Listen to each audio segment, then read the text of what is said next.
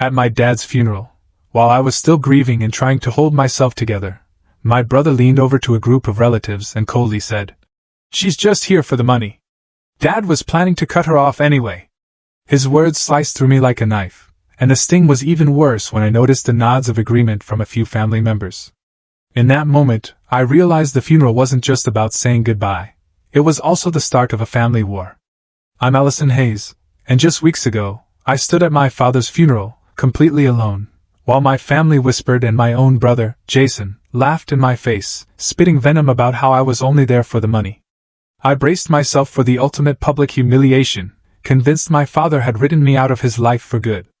But then, a lawyer walked in with a single USB drive, and suddenly, my dad's face appeared on a screen, ready to reveal a shocking truth that would utterly shatter my family's smug confidence and change everything I thought I knew. You know, growing up, my relationship with my father, Robert Hayes, was everything to me. He was this incredibly successful real estate developer in Boston, built his company, Hayes Properties, from absolutely nothing after getting a tiny construction business from his dad. My father worked like crazy, honestly, sometimes too hard, but he always made time for me. I still remember those fishing trips to Cape Cod when I was about 8 years old. He'd wake me up before the sun even thought about rising, and we'd pack the truck with our gear. "Ally," he'd say, using his special nickname for me. "The early bird catches the fish." Those quiet mornings out on the water, he'd teach me about patience, about perseverance. Those were the moments I felt so incredibly close to him. He'd say, "The business world works the same way as fishing, Ally. You need to know where to look, when to wait, and when to reel in your opportunity." Even as a little kid, I could see how much that family business meant to him. It wasn't just a company, it was his legacy, his entire life's work.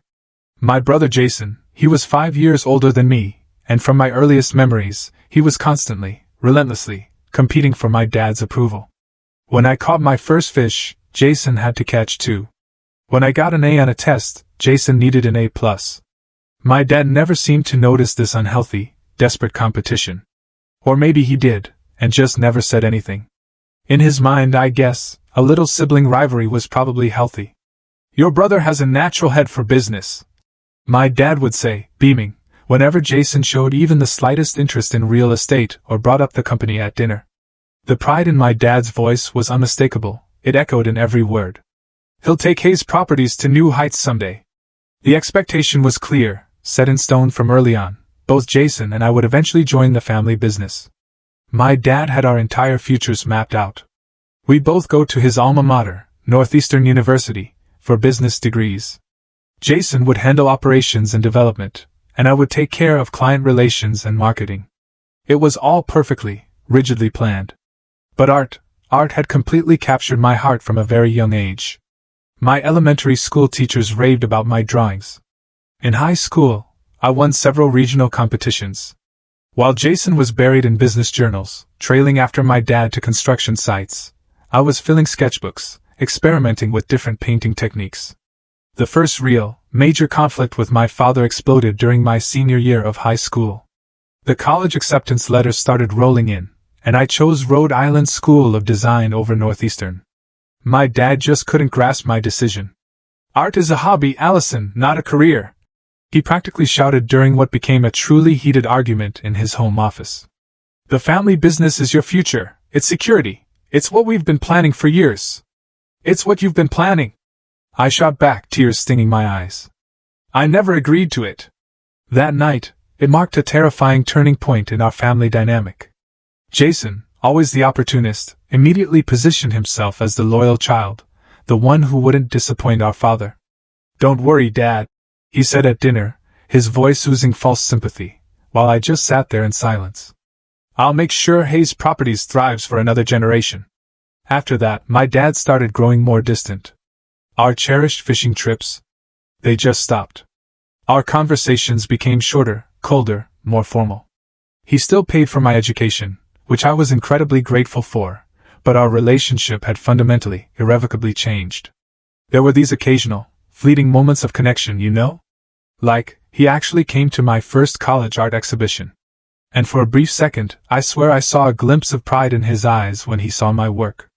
But those moments became increasingly, painfully rare. Jason's manipulation was subtle, a quiet poison, but it was incredibly effective. He started controlling the narrative about me to the rest of the family, to our Uncle Warren and Aunt Patricia, to our cousins, to my dad's business associates. I became the ungrateful daughter who had rejected her father's legacy. Jason made absolutely sure everyone knew how much this betrayal had hurt my dad. She doesn't even call him anymore. I overheard Jason telling Uncle Warren at a family Christmas gathering during my sophomore year. The truth was, I had called the week before, but my dad hadn't picked up. When I confronted Jason later, he just shrugged, a smirk playing on his lips. "I'm just telling it like it is, sis. You made your choice." By the time I graduated from art school, the narrative was firmly, brutally established. Jason was the devoted son who would carry on the Hayes legacy. I was the daughter who had turned her back on the family. And the worst part? I could see my dad starting to believe it too. My college years flew by in a blur of art studios, exhibitions, and part-time jobs. Despite the growing distance between us, I still tried so hard to maintain my relationship with my dad. I'd send him photographs of my artwork, genuinely hoping to show him that my choice wasn't a rejection of him, but a passionate pursuit of my own path. During my junior year, I created a series of abstract paintings inspired by the Boston skyline. Dad's skyline, as I thought of it, since so many of those iconic buildings contained his properties. I was absolutely thrilled when a local gallery selected the series for exhibition. I sent my dad an invitation, so hopeful that seeing my success might help bridge our painful gap. "I'd love for you to come," I said during our phone call, my voice trying to hide my eagerness. "The opening is on Friday at 7 p.m. "I'll check my calendar," he replied, his voice carrying that formal, almost detached tone he'd adopted with me. Jason and I might be closing on the Harborview property that day. I tried so hard not to let my disappointment show. "Well, the exhibition runs for 2 weeks, so maybe another day would work." "Maybe," he said. "I'll let you know." To my surprise, my dad did show up. Not on opening night, though. He came the following Tuesday. He arrived alone, without telling me he was coming. The gallery owner recognized him from the photo I kept at my display and called me over. "Your work is interesting," my dad said, studying my largest piece. There was something in his voice I couldn't quite read. "You're clearly talented." It wasn't the enthusiastic approval I'd hoped for, but it was something. We had coffee afterward, and for a brief, precious hour, it almost felt like old times. He asked about my classes, my plans after graduation. I asked about the business, about his health. We carefully, painstakingly avoided any contentious topics. As we parted, he awkwardly patted my shoulder. "I'm proud of you for working hard, Allison," he said. "Even if it's not what I would have chosen." That moment gave me so much hope. Maybe, just maybe, with time, he would fully accept my path. What I didn't know then was that Jason was working diligently, ruthlessly, to ensure that would never happen.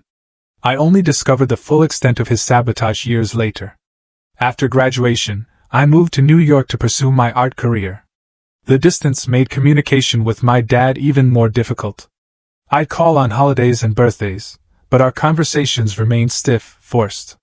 Jason, meanwhile, had fully integrated himself into Hayes Properties. According to family updates, he was my dad's right-hand man, involved in every major decision.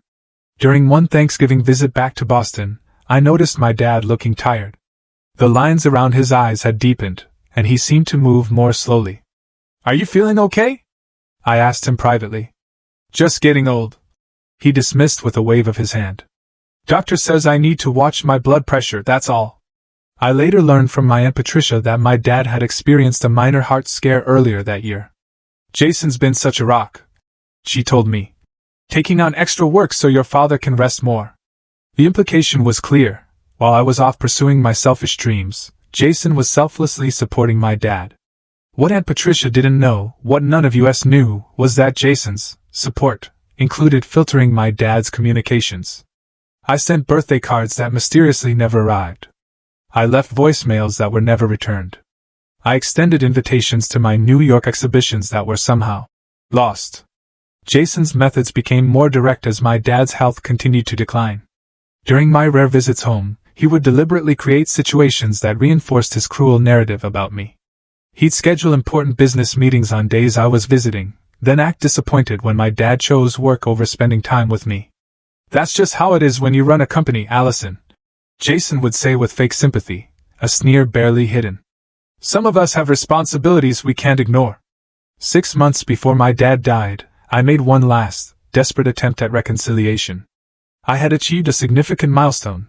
My work had been featured in a prestigious Manhattan gallery, and a prominent art critic had praised my innovative vision.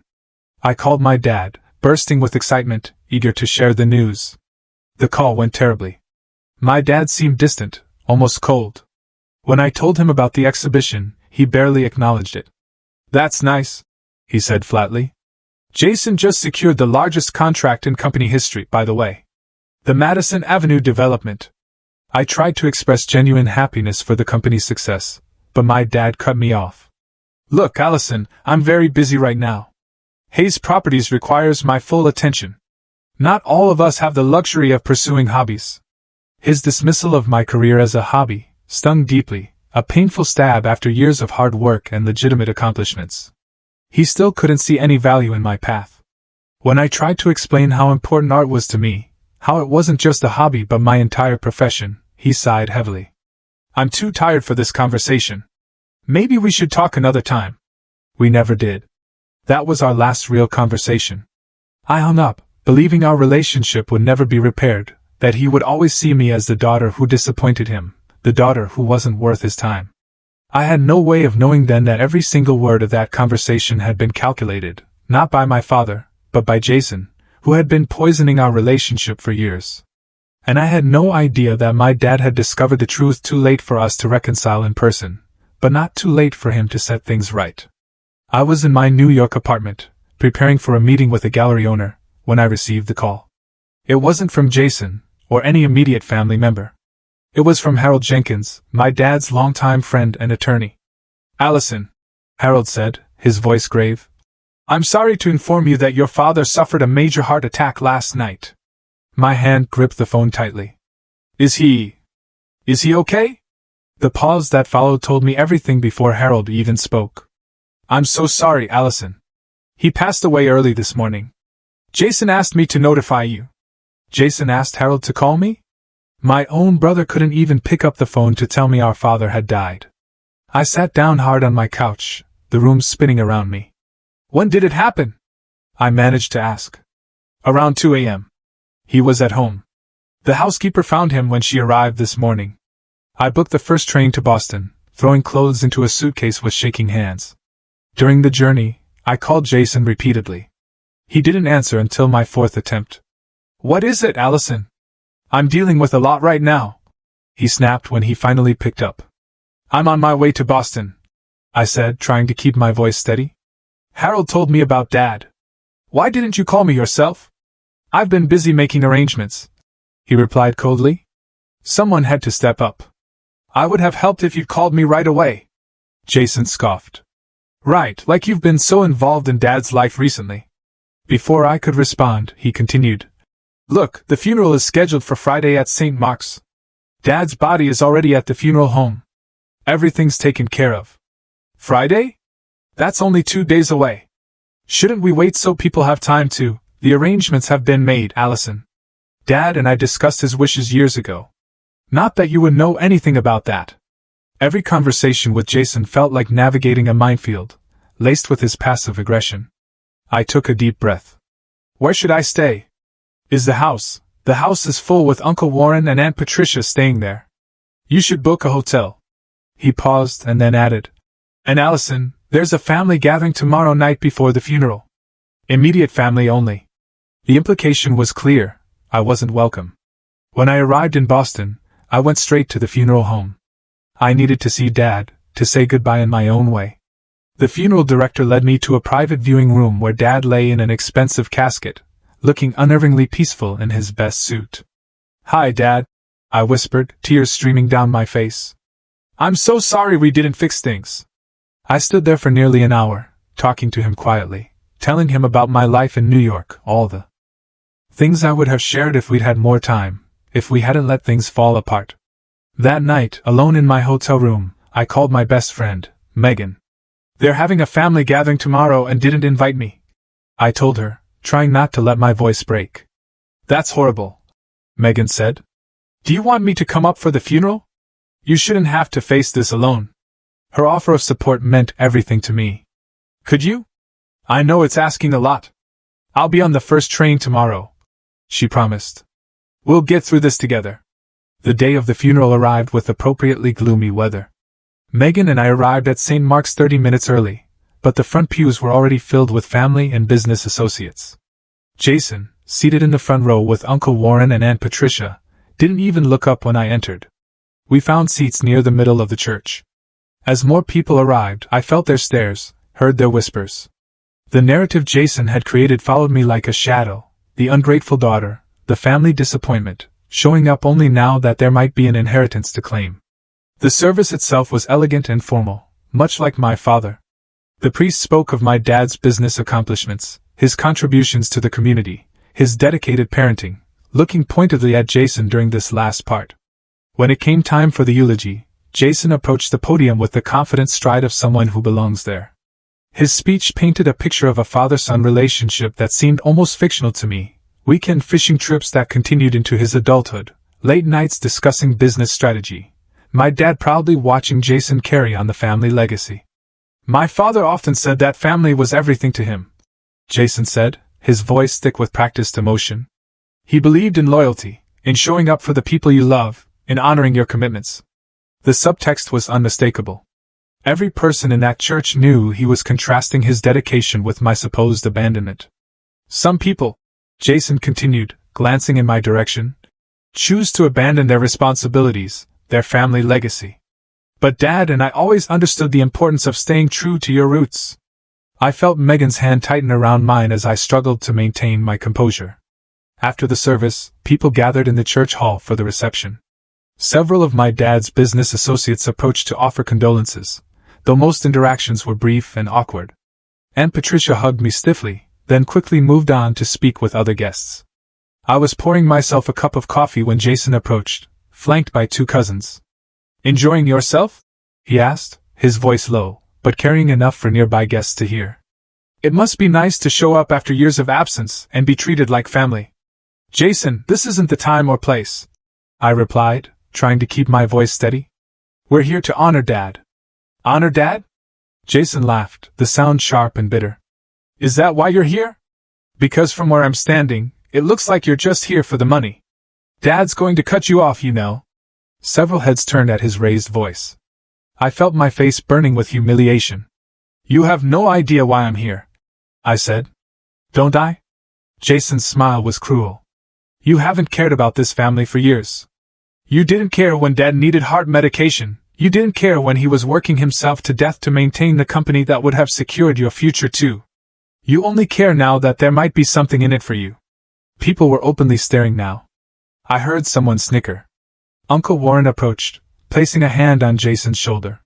"Perhaps Allison should just leave," he suggested, not even addressing me directly. "She's not really family anymore, is she?"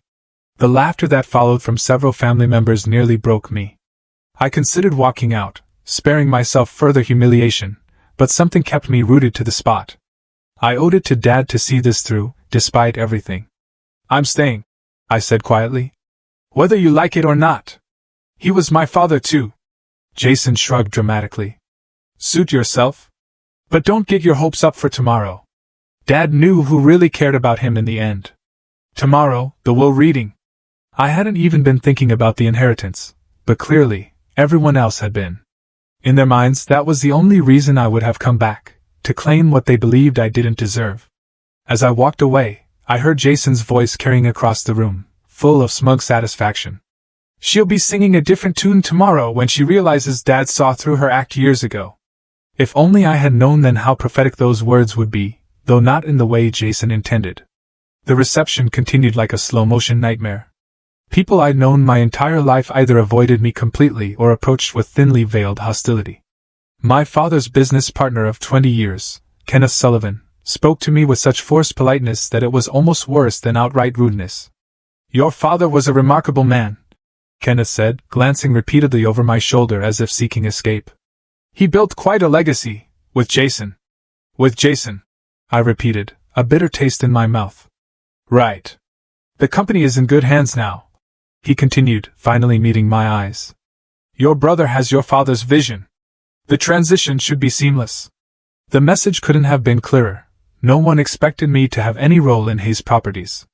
The succession plan was already established in everyone's minds, and I wasn't part of it. I spotted my cousin Diane, who had been my childhood playmate, speaking with a group near the refreshment table.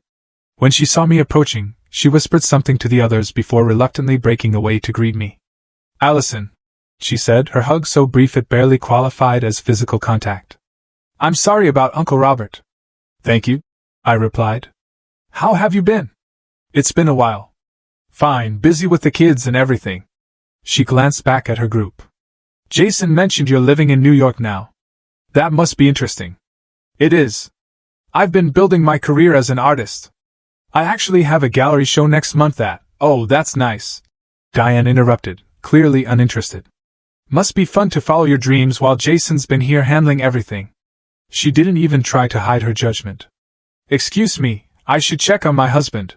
Before I could respond, she was gone. I stood alone again, feeling increasingly like an unwelcome intruder at my own father's funeral. I found Megan by the windows, mercifully alone. This is worse than I expected, I whispered to her. They all hate me. They don't know you, Megan replied firmly. They only know the story Jason's been telling them, which they all believe because it's easier than questioning it. Look, you're here for your dad, not for them. Just get through today and the will reading tomorrow, then we can go back to New York. The will reading. My stomach tightened at the thought. If the funeral was this bad, how much worse? And move forward with the transition he planned. Harold nodded, but his expression remained neutral. Robert's instructions for this reading are somewhat unconventional. He prepared a video statement to accompany the formal will document. This announcement was met with confused looks. Video wills weren't unheard of, but they weren't common practice either, especially for someone as traditionally minded as my father. A video? Jason asked, a flicker of uncertainty crossing his face for the first time. He never mentioned that to me.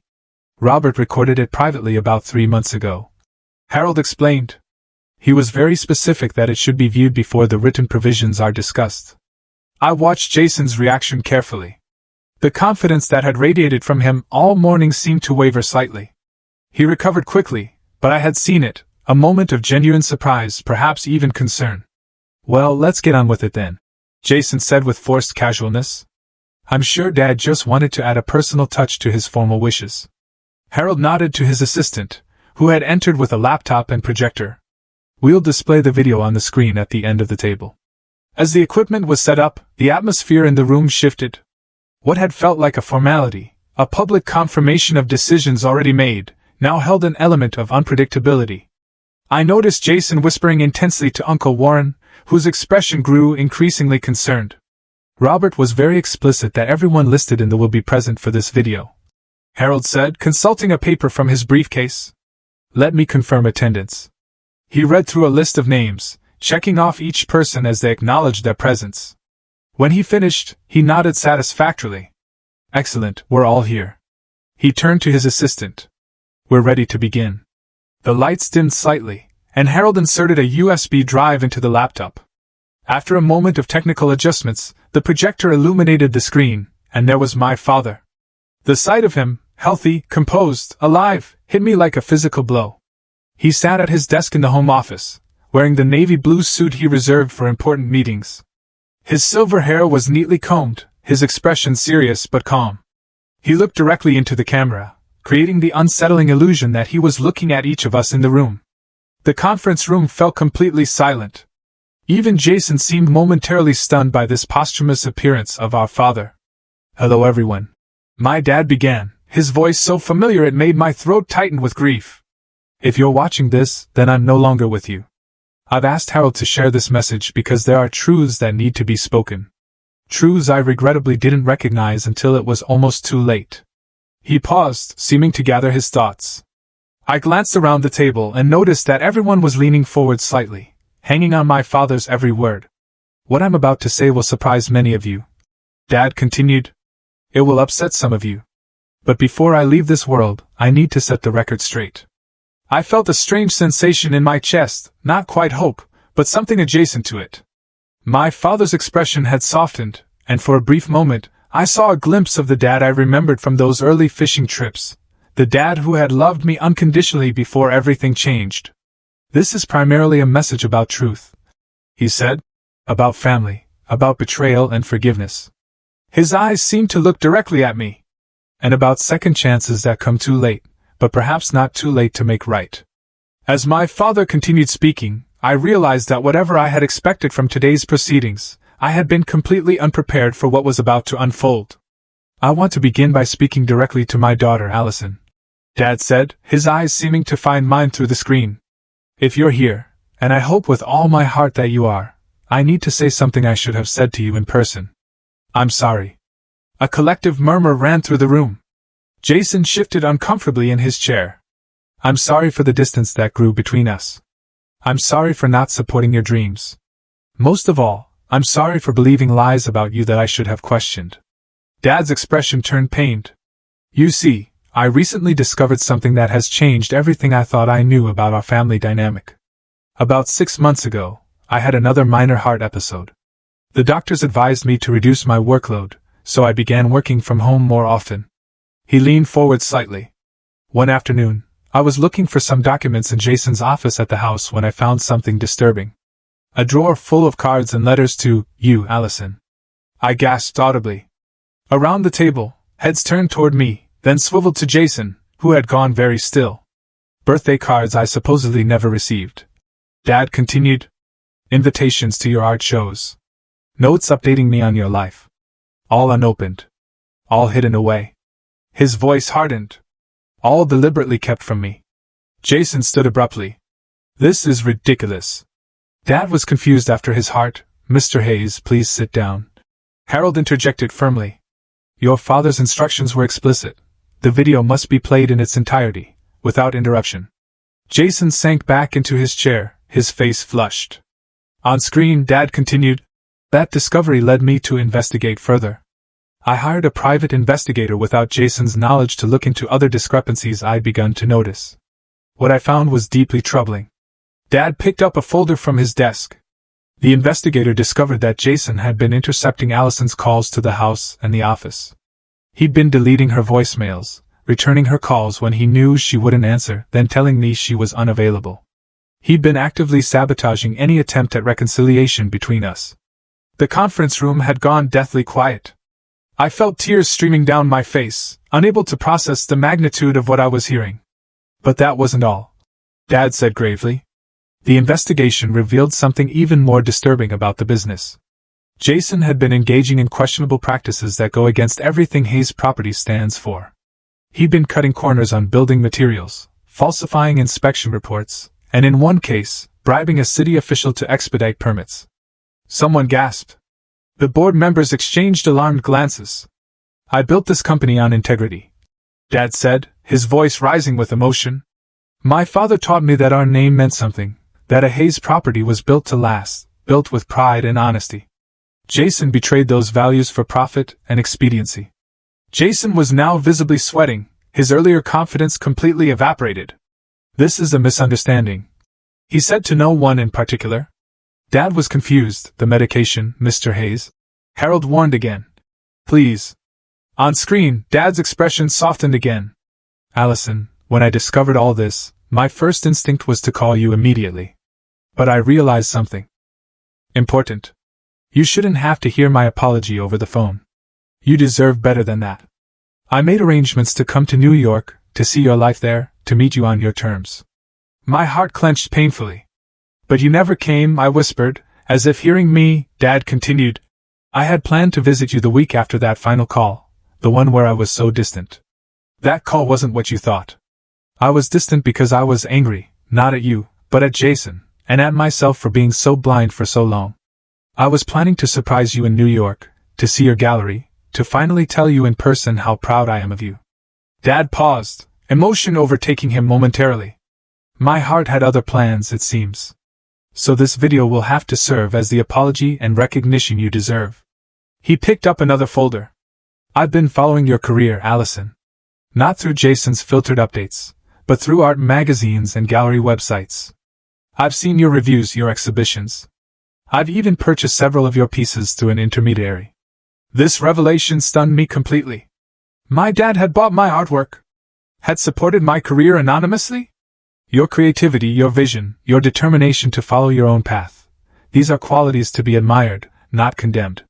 I was wrong to try to force you into a mold that didn't fit. You aren't just a talented artist, Allison. You're a businesswoman in your own right, building something from nothing, just as I did when I was young. Dad straightened in his chair, his expression becoming more formal now.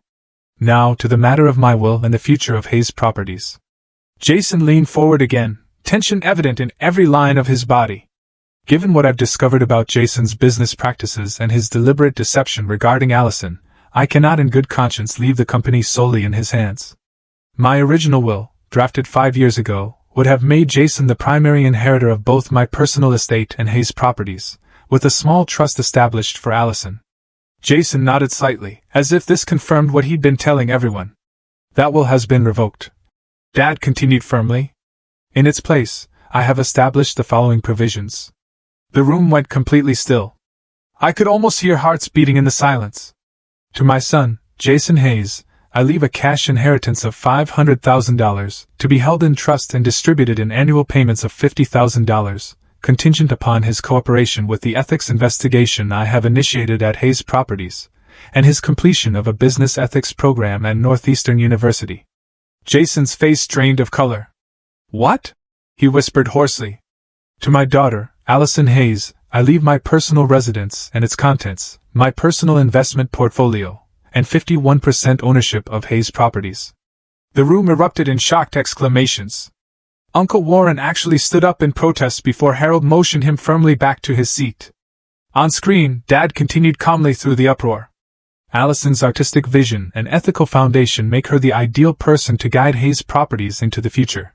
She may choose to take an active role in management, or to serve as chairperson of the board while continuing her artistic career. That will be her decision. I couldn't breathe. This couldn't be happening. After years of believing my dad had rejected my choices, he was not only affirming them but entrusting me with his life's work. The remaining 49% of company shares will be distributed among the current board members and senior management, with specific allocations detailed in the written will. Dad explained. I've also established a foundation in my name to support arts education in Boston, to be directed by Allison. Dad looked directly into the camera again. I know this comes as a shock to everyone, particularly to Jason. Son, I hope that in time you will understand that this decision comes from love. Love for you, for Allison, and for the company that bears our name. The path you've been on leads nowhere good. My hope is that these provisions will guide you back to the values I tried to instill in you. Jason stood suddenly, knocking his chair backward.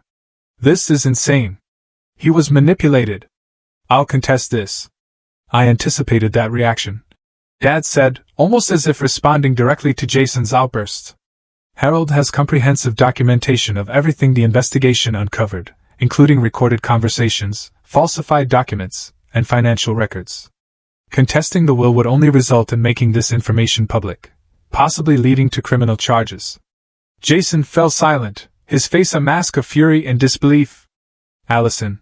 Dad continued, his voice softening again. I know this is an enormous responsibility that you never asked for. If you choose to sell your shares or to take a different path entirely, I've included provisions for that as well. But I hope you'll consider accepting this role. Hayes Properties could benefit tremendously from your fresh perspective and ethical foundation. Dad paused, emotion returning to his features. More than anything, I wish we'd had the chance to reconcile in person. To go fishing again. To talk about your art. To rebuild what was broken. I'm so deeply sorry that won't happen now. Tears flowed freely down my face. Around the table, even those who had been coldest to me looked uncomfortable, avoiding my eyes. I'll conclude with this. Dad said. Family is complicated. Business is complicated. But integrity should never be complicated.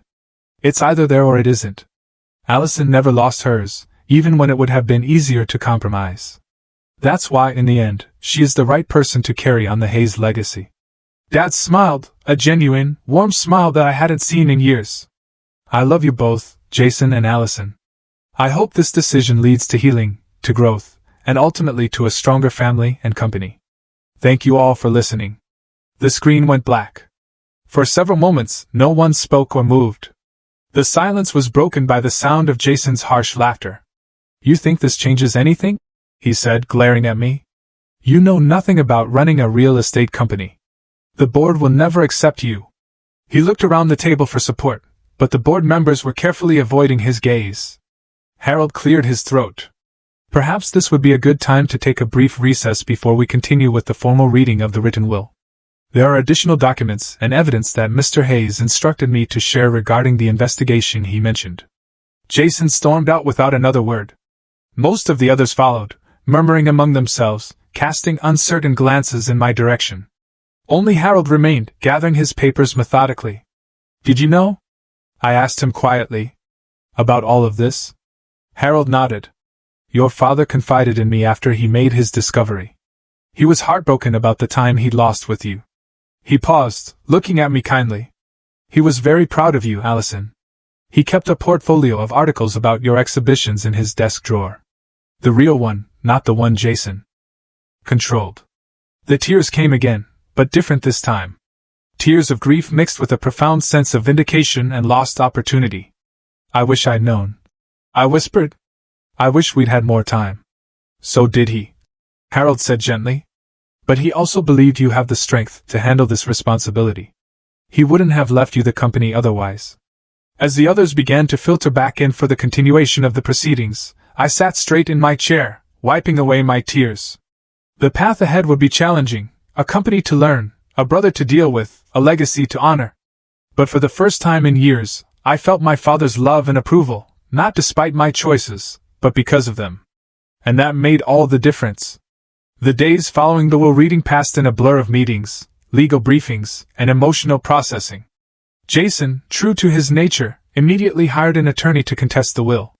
But Harold was prepared. The evidence my father had collected was comprehensive and damning. After a brief but intense legal battle, Jason withdrew his challenge, accepting the terms as written.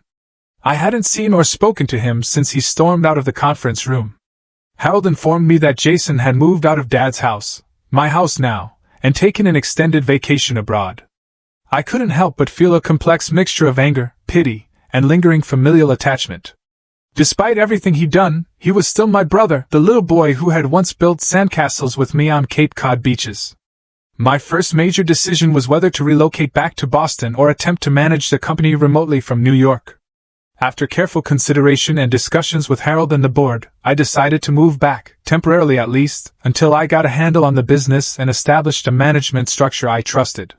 The company transition wasn't seamless. Several longtime employees who were loyal to Jason resigned. Others were skeptical of my leadership, questioning what an artist could possibly know about real estate development. I faced these challenges head-on, approaching the business with the same dedication I'd given to my art career. I'm not pretending to be an expert in real estate, I told the assembled employees during my first company-wide meeting. But I know my father's values, and I know mine. Hayes Properties will be run with integrity, creativity, and respect for every person who works here.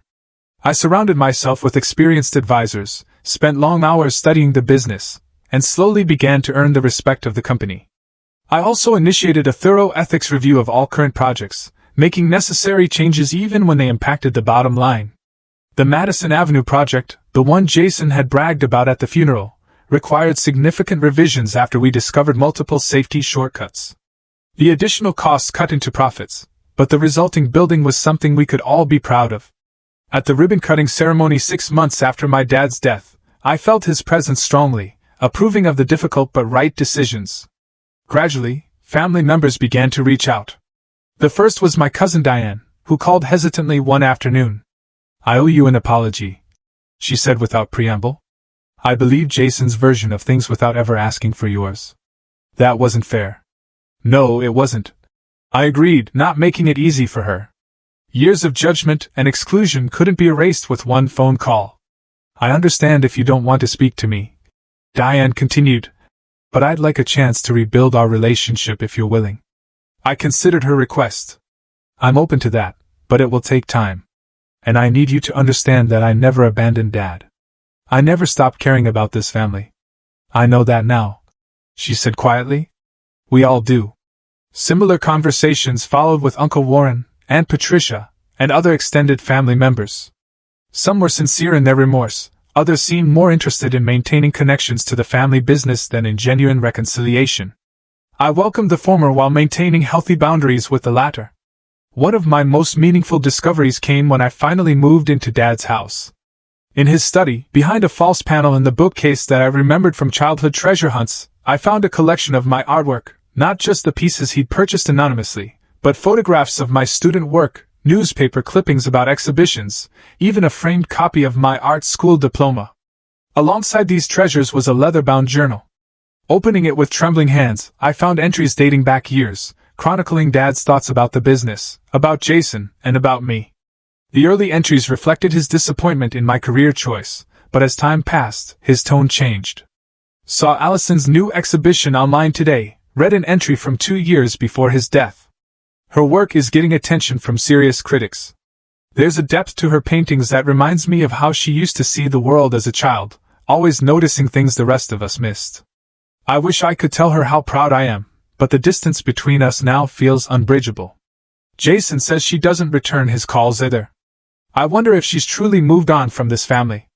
Later entries became more questioning, showing the first seeds of doubt about Jason's narrative. The final entries documented his shocking discoveries and his determination to make things right.